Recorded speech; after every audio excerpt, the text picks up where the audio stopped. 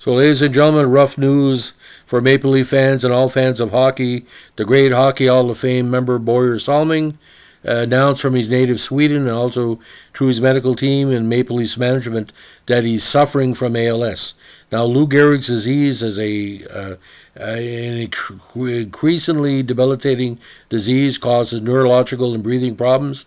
Your diagnosis with ALS, with the progression of disease to paralysis and neurological trauma, is 2 to 5 years. Now, Borje Salming, during his peak in the 1970s and 80s with Toronto, changed the way the NHL looked at European players. When Harold Ballard brought him and Inga Hammerstrong over to buoy a Toronto team that was basically building towards a possible Stanley Cup run in the 1970s, he did everything for the team. He was a protector, he was a scorer, he was a playmaker. Him and Ian Turnbull, two of the best defensemen ever in Maple Leaf history, and him and Sittler and McDonald, Palmatier, the key players, they came within an inch in '78 of possibly upsetting Montreal towards the Cup, but just they ran out of momentum. Now, Salming's doctor basically said that she is in Sweden. Salming will be treated in many ways. The many treatments now. Again, with ALS, you only last 2 to 5 years, and we're hoping that most people will read up about the disease and maybe monetarily support the numerous charities across North America and the world that talk about ways to research how maybe stem cell or other treatments could battle this affliction.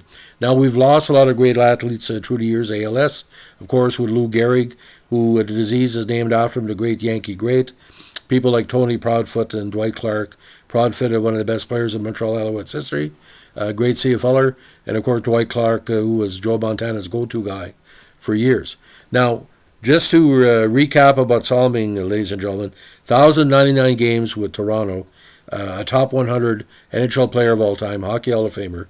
He's top 6, top 5 in Toronto overall points, almost 800.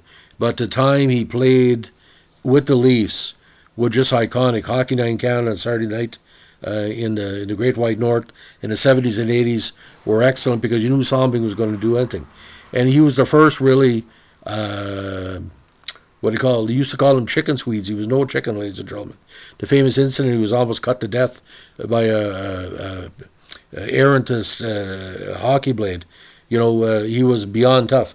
But if you have a chance, there's a 1972 Summit Series versus Team Sweden exhibition contest on YouTube in between when Team Canada went to Russia. And Salming and his brother Stig and a few others are on that team, and it's quite interesting to see the talent that early. And I think that's why Harold Ballard went over to scout, the Salmings and the other players. But all these Swedes that came over after that, including, Mats Naslund and all that, he was the first wave of the Swedish invasion of the NHL. And boys, did he do a great job. So, Borje, we wish you the best and your family and friends. To all of Maple Leaf Nation, prayers are needed, a lot of prayers. And like I said, ALS is just so devastating, and it touches so many people in so many ways. Several thousand Canadians have it.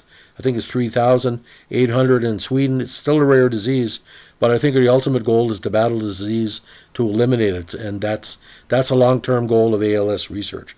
Please give, if you're a Leafs fan or like Borje Salming, in tribute to his strength he's going to be showing, please make a donation or read up more about ALS, get informed, and let's stop this terrible disease. Thanks for listening.